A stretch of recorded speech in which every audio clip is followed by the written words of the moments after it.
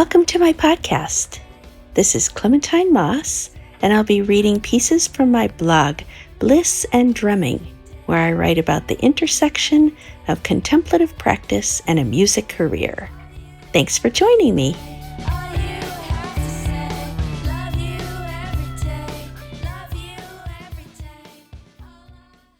Hello. The next song up on the docket for re-release is from my first album, Conversation with Francis Bacon, from 2008, and the song is Cold Snap. I had been living in San Francisco for 7 years or so at this point, having settled here in 2001 after the year on the road with the band Bottom. In 2007, I was taken from a 10-day silent meditation retreat to the hospital room of my mom, who went in for an emergency surgery. She's very healthy now.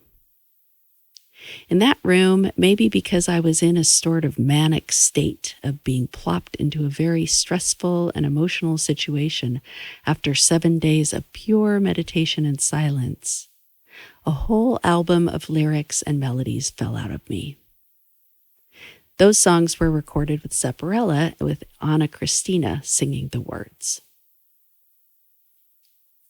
Shortly after that, I realized that if I was going to keep writing songs and lyrics through this new portal that had opened in that hospital room, I should figure out how to sing the songs myself.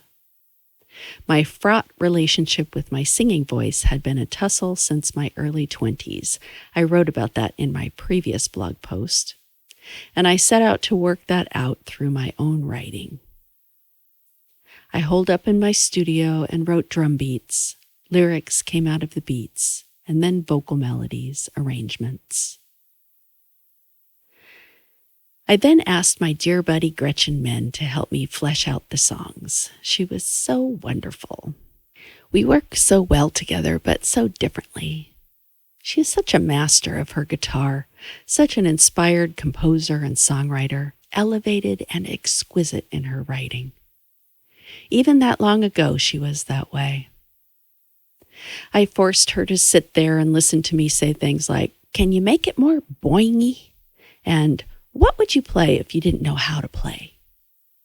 She put up with my baloney and gently created gorgeous guitar lines from the fractured ideas I had.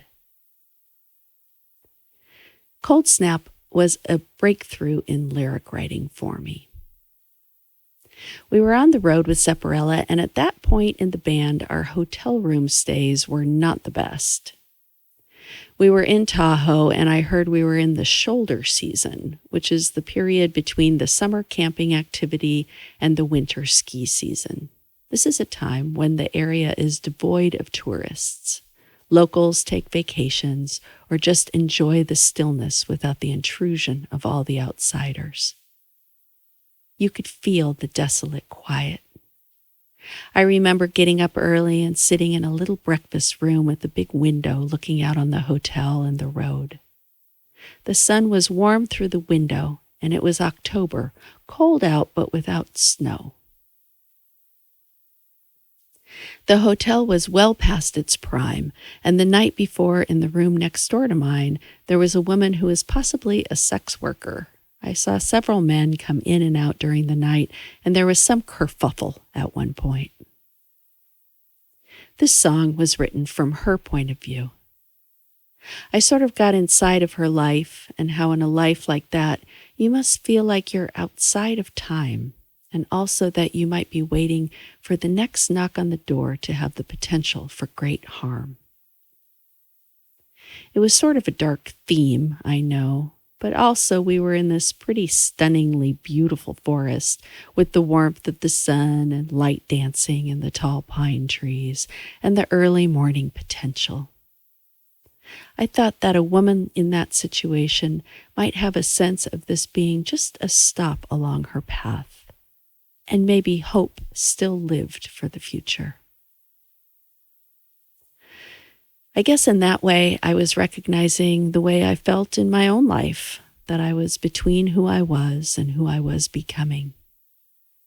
I was still very much living for the day, but with a sense that someplace I was going, some person I was becoming, was out of reach and taking a long time to arrive. I battled despair at times, wanting something I couldn't name.